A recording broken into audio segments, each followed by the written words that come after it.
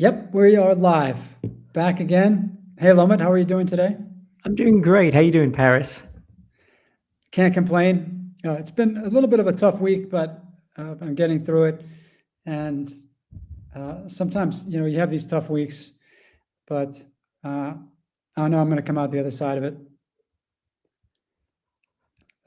Well, Lomit, today what I would like to talk about is more of the analytics and measurement side of GEO. And before we get into the details of our platform, I wanted to ask you a few questions about how you perceive ROI from an emerging channel like GEO. When you think about it, you probably maybe compare it in some ways to SEO, but it is different. But let me start with this question. When you first started exploring GEO as a channel, how did you think about the way that you were going to measure ROI and prove that the investment is worth it?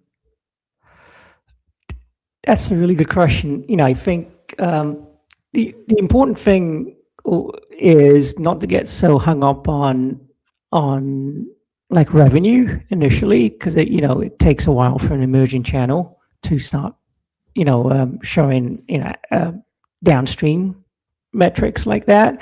I think it's good to look at like early indicators on what's happening with an emerging channel. I think with this one, I mean, for the most part, you can't really use the old playbook, right? In terms of like clicks and website visits. So you kind of look at some other indirect signals.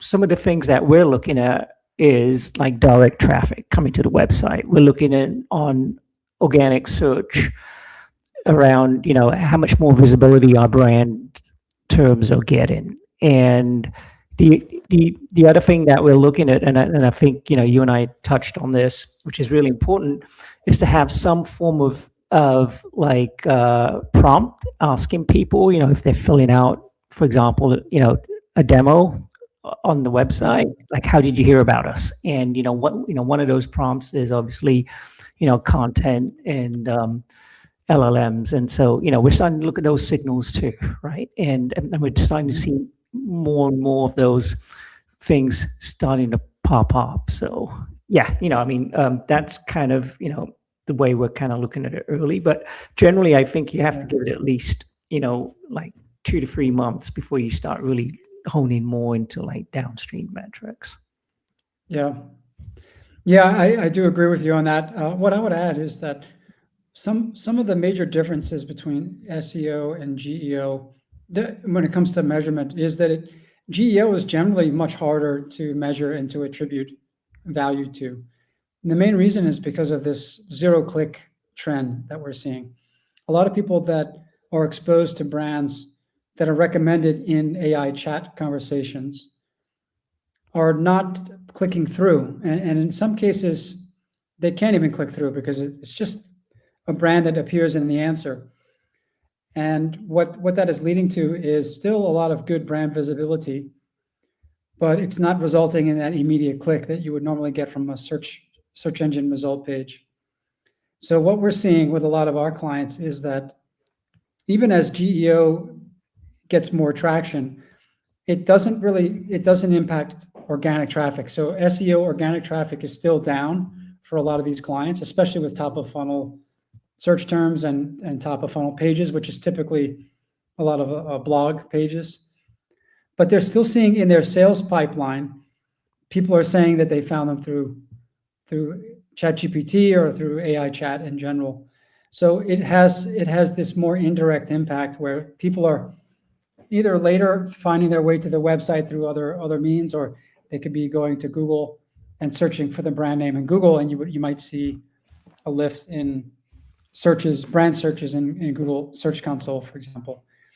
But generally, my belief is that ROI is much harder to prove with GEO than it was with SEO.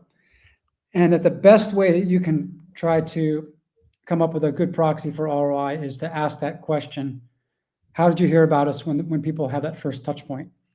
And maybe even follow up with a first sales call, reinforcing that and asking it again. And at some point, if you see that, if you're recording that and it flows through to your CRM, you should be able to later pull a report that shows what percentage of your sales pipeline answered AI chat as a first touch point. And then you could at least get some semblance of how much of your sales pipeline is there due to a first touch of AI. But otherwise, I think traffic is difficult. Some people will click through and have a high conversion rate, and that's great. We're typically seeing conversion rates from AI chat referred visits anywhere from 3 to even 10 times higher than the website average. But the number of clicks is much lower. It's a small fraction of organic clicks. So I think it's good to establish that, because people that are coming from SEO and applying the same kind of measurement principles are going to be disappointed, I think, because it is a lot harder. Yeah, I think the key thing is it's you got to really change kind of your mindset in terms of how you evaluate success here, right? You can't really look at it, like the typical SEO channel or paid search, where there's a lot of emphasis on last click. This is more like a multi-touch attribution, and you got to really look at two buckets. One is like, is this really helping to generate demand, or is it helping to capture demand, right? It's one of those two buckets. And what we're finding, and I think you touched on this too, is beyond just asking people, how did you hear about us, we also emphasize, when the sales team talks to prospects, to reiterate that question as well, right? Because because there's a lot of people that end up coming through who don't really sign up, for the website for a demo, but will reach out to us, for that. So we want to try to capture it, and I think a good signal to look at is just, well, two signals. One is overall, is your website visits going up or not, right? And for us, yes, it is. The other signal is, even if it's noisy, is your overall lead volume going up? And it is. And for the most part, what are the key things that have really changed? It's not like we're doing, a lot of paid. So we know that baseline is pretty low. And so, the key things that really been really emphasizing is, a lot of efforts around SEO and, a lot around GEO. So, that's kind of the feeder into more and more traffic where people are coming directly to us. And so, we're definitely seeing those trends going up. And, I feel that it's going to be, if you're looking at kind of, trying to attribute to revenue pretty quickly, you're not really going to give this channel the opportunity it really needs, right? But this is really going to be the channel that I feel a lot of people are going to go to and really get influenced if they even want to have a conversation with you. That's what this is doing, right? And so that's the way to look at this. This is really someone in a room who's talking about you when you're not in the room, to even, advocate for you to a certain extent. And it can only advocate for you if you're really giving this quote unquote creator. Let's just call LLM to be a creator, right? It's a creator that needs to know, what your product is and how it's going to benefit someone and what kind of problems it's solving. So, you have to really educate the creator, who is the LLM, and then the LLM can better advocate for you versus somebody else. And the reality is everybody's trying to talk to this creator. So you got to try and make sure that you're able to communicate concisely and in a way that makes it easier for them to advocate for you versus somebody else. Yeah, it's a good point. If in a lot of cases, if we can think of this even as more as brand marketing than as performance marketing, I think this is one of the kind of ironic points, is that most of the emerging field of GEO is coming out of SEO. So a lot of the investments are coming out of SEO budgets. The tools are trying to toggle between solving for SEO and now solving for GEO. So GEO is very much positioned as a performance marketing channel. But effectively, what we're trying to do here is to reposition a brand and to create brand awareness first in the mind of AI, so that AI does know about your brand and it does know how and when to talk about your brand, to bring it up in these conversations, to recommend it, to put it on a short list, to give information about it. So it's, I think longer term, the investments in GEO will be coming from as much from brand marketing budgets than from performance. And that's good news, because brand marketing is much, much bigger. This is what encapsulates TV and print and outdoor and radio and everything. It's usually is a lot bigger than what you spend on, let's say, just SEO or maybe paid search. Yeah, I mean, what I would say, actually, another place that we look at, and Paris, like to get your thoughts, is Google Trends as well. And on Google Trends, we actually look at our brand as a term, right? And if it's starting to get more, if that trend is going up in terms of more and more people searching around TYB related terms or terms that we want to be able to rank for. And but clearly on the brand side, our visibility is going up on Google search trends as well. So directly or indirectly, I think that is down to what we're doing here.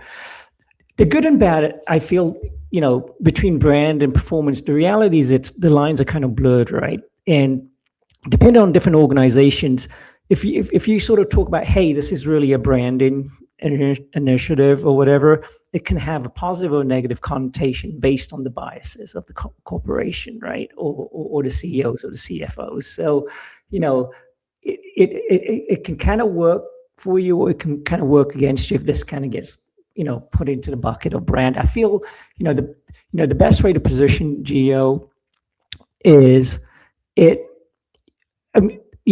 brand performance is only as good as how much awareness that you can generate, right? And so TV, and these other channels obviously get a lot of budget, but for the most part, GEO is a lot more, I would say, strategic, because it's really targeted versus a big halo hitting a lot of people, through those big channels. And so, I think ultimately what's happening, and this is the challenge for every marketer, is the user journey. The marketing channels are so fragmented now, and so it's basically, I mean, even if you're running TV or whatever, a lot of people aren't going to come directly to your site. They're going to either go to an LLM, to try and figure out, if you are even worth having a conversation with, or they're going to go to Google search. And so you still want to be able to show up on these channels, because all of these are little touch points and bridges that ultimately lead someone to talk to you. Yeah, it's an interesting path too, that TV can still influence people to then go to ChatGPT and to try to investigate a little bit further what they just got exposed to, check out, to see if that brand that they just saw on TV is credible and what more they can find out.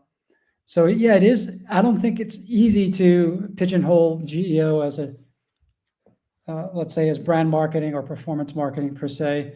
I would certainly say that it is more demand generation than it is demand capture. Yeah. Because it is, when an LLM starts to talk about you, especially to people that may not know that you exist, and they're doing research or looking for a short list, then that's absolutely demand generation, because then you're on that buyer's radar screen, and maybe even it's a shortcut to the short list, so to speak. If I'm just kind of lazy and I want AI to give me top 3 or top 5 for this, Yeah. and I trust it, then it really is a shortcut to the shortlist. So I'm going to think about that as a slogan, the shortcut to the shortlist. I kind of like it. Yeah. So look, and what I'd like to do in the second half here is to dive Yeah. back into the platform, because we are talking about KPIs. And one of the main KPIs that this whole category has really latched onto is brand voice, actually brand visibility and share of voice. And if we could share your screen, I'd like to show and talk you through how we can develop this further in your instance here in GEOforge. Sure. Are you able to see my screen? Oh, I have to add it to the stage, which I just did. So now everybody can see it. So where we want to now go to is the module on the left, which is called Signal Forge, and it's right above Content Forge. Oh, okay. And there's Here. a drop down that pulls Yeah. down a few things. And the first thing here is the prompts, and Yeah. I think that we have already generated some prompts. So the system will auto-generate suggested prompts, 30 prompts. And this is meant to be just a sample set, basically, a representative sample of prompts that would be high intent prompts that would, in a sense, it would be a reflection of high intent keywords, but more phrased as questions or longer term prompts that a person would type into ChatGPT. And as you're scrolling and reading through these, I would like to get your opinion. And as you're doing this, I'll just describe more what's happening here. Sure. The system is looking at your brand and your website. It's also scanning through the websites of your competitors. And we've listed, I don't know how many, but up to 10 competitors. And it's trying to get a sense of, it's in a way, it's doing an equivalent of keyword research, but it's trying to come up with high intent prompts that would be valuable. So if somebody is searching for how to design a loyalty program tier system based on participation rather than just spend, it's very long tail, it's very specific, but it also indicates high intent, because I think it's a pretty serious prompt from somebody who is probably the head of community at a large D2C e-commerce brand, and that's who you want to reach out to. Some of these prompts are mentioning Shopify because that's the main platform that you serve. But this is the first step, is to review these prompts and then either to approve or disapprove of them. But as you look through these, what's your first take? I mean, do you feel that these represent the types of users and questions that you'd want to get your brand in front of? Yeah, I think these look really good, actually, and I like the fact that you've got these tags around it as well. What it's related to, if it's how to an industry trend or like a strategy question. And to be honest, that's you've done a really good job on that, because I having had a lot of these conversations, this is kind of the way I would be bucketing it too. So I think that's great. Okay. Yeah, one thing in here, and I don't know, I see a lot of competitor names. Should there be one prompt as simple as like, what is TYB or something, or not? It could be, but what we're measuring here is brand visibility. So okay, the brand visibility would be 100% for that question. Okay. Because I mean, it would be very useful to do independently to see what ChatGPT knows about TYB. Yeah. But if what we're trying to do here is come up with a set of prompts for people who are not yet aware of your brand, but they have the problem and they have a problem statement that your product solves for. And so Okay. we should actually try to exclude. Yeah. I mean, in some cases, I can see Loyalty Lion and Yotpo. So Yeah. some of the big name competitors are occasionally appearing in these prompts, because we do want to see if somebody says, what's the best alternative to Loyalty Lion? Yeah. We want to see if ChatGPT will recommend you, because that would be a really high value recommendation. Yeah. But generally, it's mostly non-branded. Okay. So that makes a lot of sense. So Paris, is another good way to kind of think about this is kind of like non-branded keyword search, right? Because that's where people have a strong intent on wanting to learn about a certain area or Yeah, whatever. And for the most exactly. part, that is the area where you're going to really get your net new people who don't really know you, right? And that's where you want to show up. And so, I mean, Yeah, when I go through this, that's kind of, yes, all of these prompts are really strong, high intent prompts where we would want to be showing up. yeah. Most of these, excuse me, we use the bucket keyword research into Yep. the problem aware, solution unaware, and then you Yep. have solution aware, Yep. but brand unaware. And then the last one is you've got brand aware. And at that point, that's the bottom, really the bottom of the funnel. So what we're trying to focus here is on problem aware, but Yeah. solution unaware. So people are expressing a problem, but not, Yep. oh, maybe they're not aware of your whole category. Other people are generally aware of the category, so they might be looking for, let's say, alternatives to Yotpo. Yep. And then other people are brand aware, and I guess it's kind of similar because they're going to drop the brand names of your competitors, but they may be current customers that are having a bad experience. They're looking to switch, Right. or they are in research mode and they think, I want to have a few more options to consider. These are the big names, but I think there's more out there, so I need some alternatives. And that's really exactly where you want to show up in those cases, because you have someone who's very, very close to buying, but they're looking to expand their decision set, and AI is going to be very helpful for that. Right. And so Mhm. Paris, so as these look good, do I have to just click the approve all? Yeah, let's do that. Okay. What this is going to do now All right. is it's now going to, I don't think this would happen immediately, but it's now going to go out and perform all these prompts in ChatGPT. So we have Yeah. basically we're using OpenAI's API to go out and run these prompts. Okay. And it's, we're probably not going to be able to see the result on this call, but we can check back in next time. It's going to establish what's called a share of voice baseline. So you can see in the top right, there's a box that right now it's empty, but Yeah. it's going to get populated soon. And the share of voice is saying, what's my brand visibility for each of these prompts? What is my brand visibility relative to my competitors? So let's say you've got 10 competitors and, Yeah. and maybe 5 of those, let's take that first prompt for an example. Let's say that first prompt, 5 of your competitors, let's say there are 5 of the total brands, your brand and 4 other competitors are mentioned either in the response or as citation links. That means that you have a 20% share of voice. So you're 1 out of the 5 competitors or brands that are mentioned. If there are no mentions of your brand at all, then that would be 0%.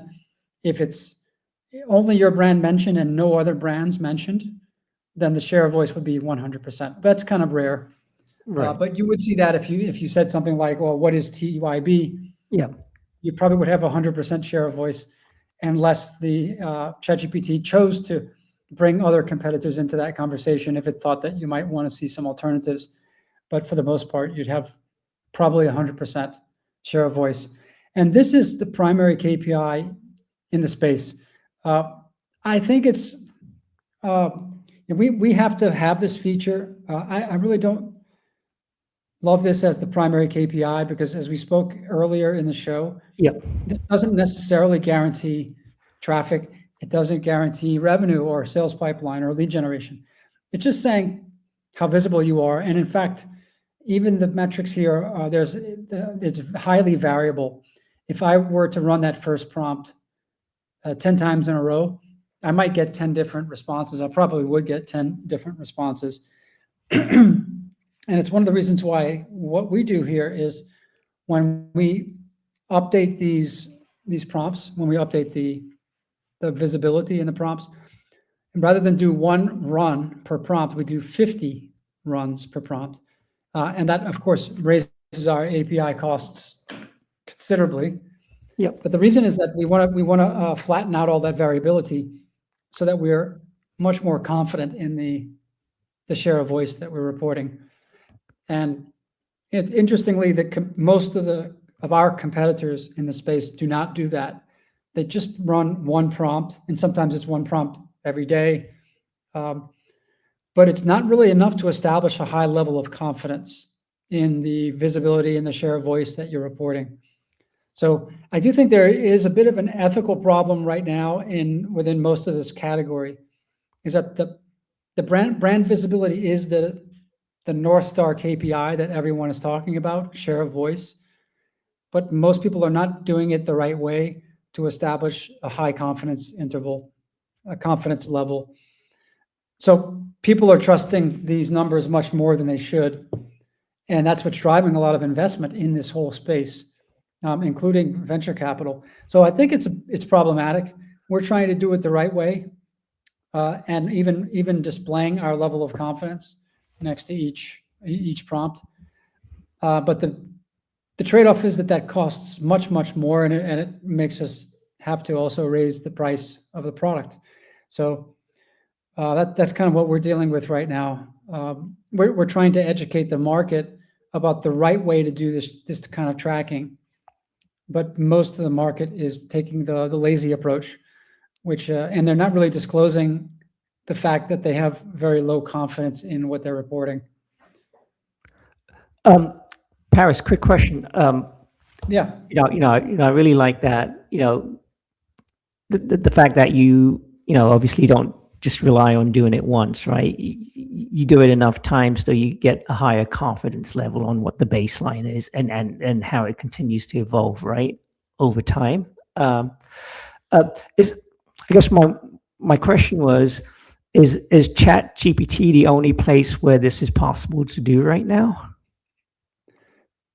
In our platform, yes, it is. We're going to be adding Google AI overviews next. Okay. But for right now, it is ChatGPT. ChatGPT has approximately 90% market share from what we've read and seen. So it is by far the most important LLM to be tracking. And by the way, could you go down one down from these prompts on performance in the menu? And I think this is where we ought to see if this is ready. Yep. It's not ready yet, so it's going to need a little bit more time, but we can check back in on this. But what we will see populated here to people? Yeah, branded impressions. This is coming from your Search Console integration, Google Search Console. And Google Search Console shows you the search queries that drive both impressions and traffic. So impressions are a pretty good proxy for search volume. And these are branded impressions. So these are all the search terms in your Google Search Console that include TYB's brand. And right now we just have a snapshot, but over time we're going to see the trend. And this is a bit of an indirect, it's an indirect KPI because we talked about zero click. A lot of people who may see your brand multiple times through their research process, they're not ready to click because they still want to keep asking more questions and gathering more data from ChatGPT.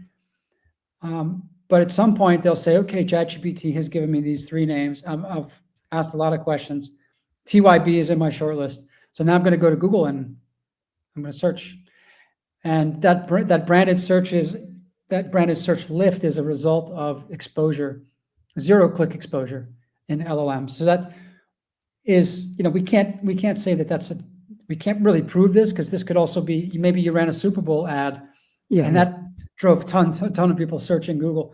But all things being equal, if you haven't really done anything else to really do heavy brand marketing, but more people are searching for your brand, that's a pretty good indication that you're becoming more visible in LLMs.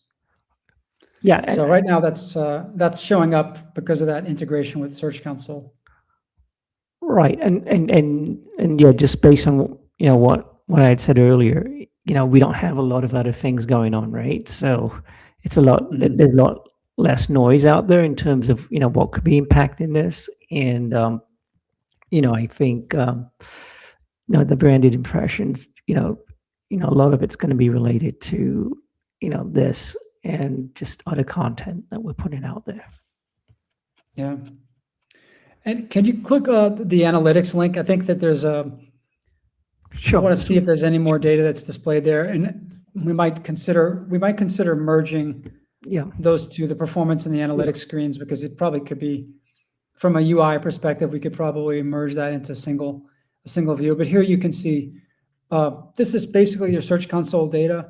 You can see the trend in brand impressions. So it's over the last, it looks like this is over the last 90 days. Yeah.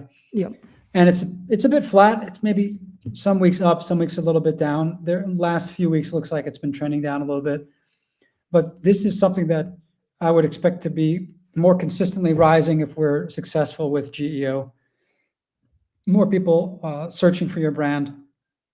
There could be some seasonality here, but I kind of doubt that there's a seasonal effect. I don't know. Is there any seasonality that might impact searches for your brand?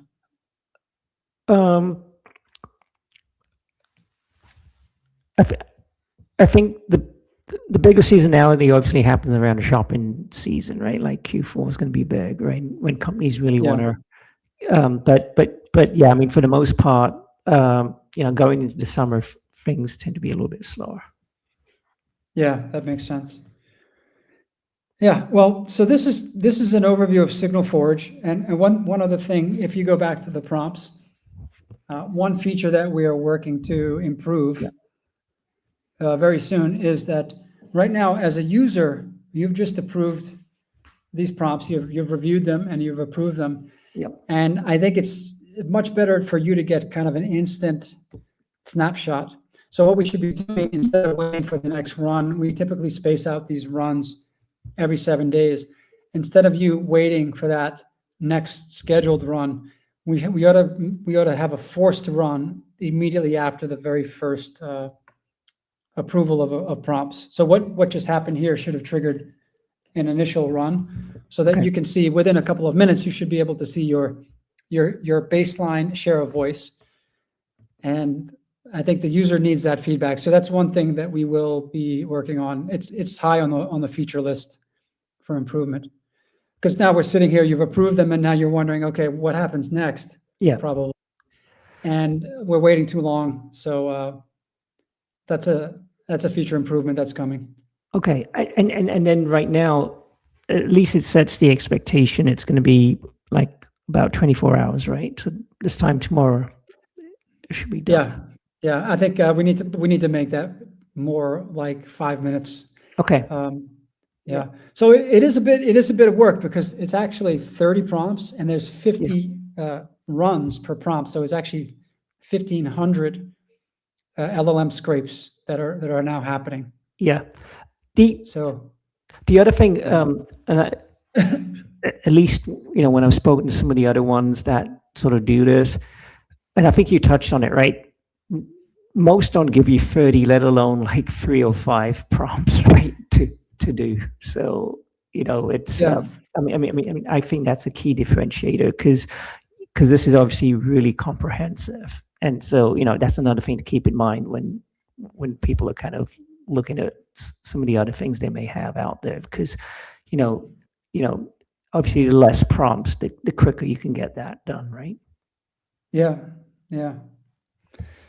All right. Well, Lomit, I think we're a bit out of time for today, but any final thoughts or words, or anything else interesting related to this topic that you want to leave our audience with today?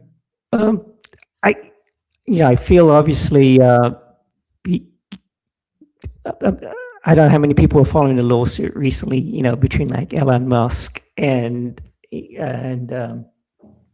ChatGPT, but clearly,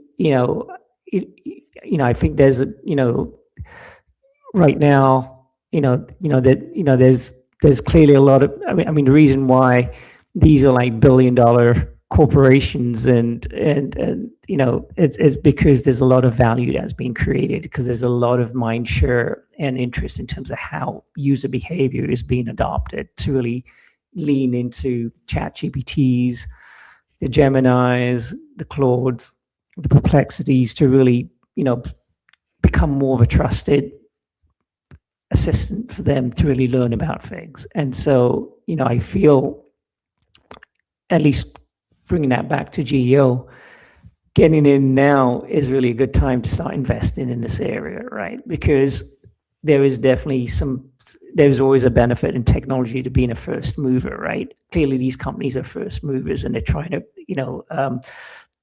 being first movers, they're really looking for more and more information to help them come up with better responses to questions people want. And so if you can become one of those trusted sources for them now, it really puts you in a really strong competitive position and could really create a strong moat for your business in the next 6 to 12 months. Yeah. Yeah, the trial has been fascinating. I was a little bit surprised that they ruled entirely in favor of OpenAI. I thought they would maybe give some kind of symbolic, maybe a symbolic penalty, but it certainly captivated the tech world for the last few weeks. A lot of dirty laundry aired that probably both sides would rather not have happened.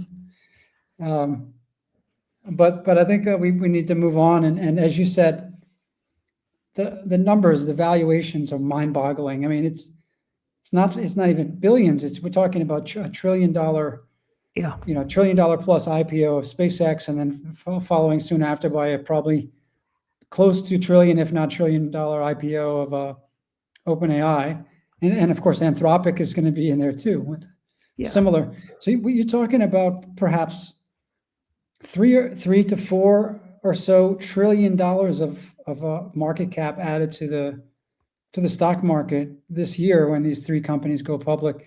So you nailed it. When you see such a massive value creation, I think it's a clear sign that these are, if that's at the big picture level, if we zoom down to our little businesses, it means that, we need to jump on this train right now. We need to be investing because this is real serious value. And these channels are not flukes. I mean, they're here to stay. So better start learning and getting good and testing right now, because the brands that are known well by AI now are going to get cemented in the mental models. And in that, as you said, that's the moat. So I encourage everybody listening to, if it's time to invest. If not invest, it's time to really deeply start exploring and testing. Yeah, I mean, the bottom line is exciting times ahead, and all of these models are really looking for trusted sources, and so the sooner that they start recognizing you as being one of those trusted sources, the better it is for you. Then you're golden after that. That's right. All right, Lomit. Well, let's wrap it up for today. It was great talking to you as always. You too. And hope you have a great rest of your week. And talk to you and everybody else out there next Tuesday, same time. Sounds great. Thanks, Paris. See you everyone next week. All right.